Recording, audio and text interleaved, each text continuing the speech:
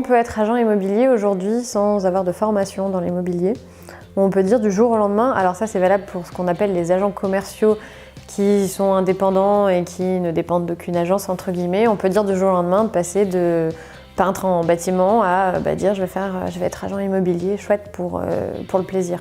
Là on va avoir une évolution qui est limitée parce que sans formation, à part vendre des appartements et louer des appartements, on ne peut pas faire grand chose. Par contre, si on sort d'une formation comme moi j'en sors via un bachelor, et voire même plus sur un master, le jour où on n'a plus envie d'être agent immobilier, on a plein d'autres possibilités. On peut être gestionnaire locatif, travailler au sein d'un syndic, on peut être promoteur, travailler dans la promotion, on peut travailler en gestion de patrimoine. Alors des fois pas forcément du premier coup, ça peut être un petit peu compliqué, mais en tout cas notre formation nous le permet.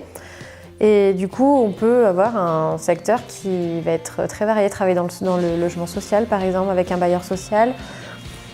On a aussi travaillé dans des résidences étudiantes. On a vraiment un panel de métiers par contre qui est très large et c'est ce qui m'avait séduit aussi en faisant le bachelor et en faisant cette formation. C'est que si demain j'ai envie de changer de métier, ça peut être un petit peu compliqué si j'ai pas l'expérience nécessaire, mais c'est possible. Voilà.